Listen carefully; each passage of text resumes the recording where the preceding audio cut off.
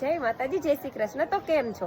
મારું નામ છે અલ્પા વંદે માતરમ અને આવું સરસ મજાનું વરસાદનું વાતાવરણ છે ને આપણે ફરી મળી રહ્યા છીએ ધરતીનો છેડો વૃદ્ધાશ્રમમાં. અને મારું નામ તો તમે જાણતા જ હશો કે મારું નામ છે હેતવી વંદે માતરમ. અને આપણા જે બા દાદા છે એ પણ જમવા માટે બેસી ગયા છે અને આપણા બાળકો એટલે કે શિક્ષણ એ જ કલ્યાણ સંકુલના જે છોકરાઓ છે એ પણ હવે તો અહીં રહેવા માટે આવી જ ગયા છે. તો એ પણ આપણા જે બા દાદા છે એમને ડીશો બનાવવામાં મદદ કરી રહ્યા છે. તો આપ સૌ વિચારતા હશો કે અહીંયા 1000+ બાળકો છે તો અમારા નામની પાછળ વંદે માતરમ કેમ લાગે છે?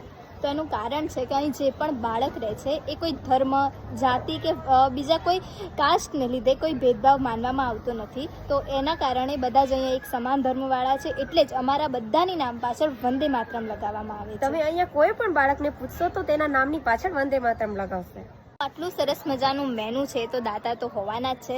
તો ધર્મેન્દ્રભાઈ મનુભાઈ પટેલ જેઓ અમદાવાદના છે, તો તેમની તરફથી આજનું આપણું વૃદ્ધાશ્રમનું ભોજન છે. તો તેમનો ખૂબ ખૂબ આભાર કે તેમણે જે આપણું આ વૃદ્ધાશ્રમ છે એના ભોજન માટે યોગદાન આપ્યું. તો થેન્ક યુ સો મચ.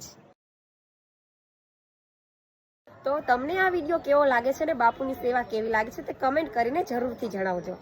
તો મળશું આપણે બીજી સંસ્થાઓ એટલે કે ટેકો દિવ્યાંગ આશ્રમ અને શિક્ષણ એ જ કલ્યાણ સંકુલના વિડીયો સાથે. તો ત્યાં સુધી તમને બધાને ફરીથી અમારા તરફથી જય શ્રી કૃષ્ણ, જય માતાજી.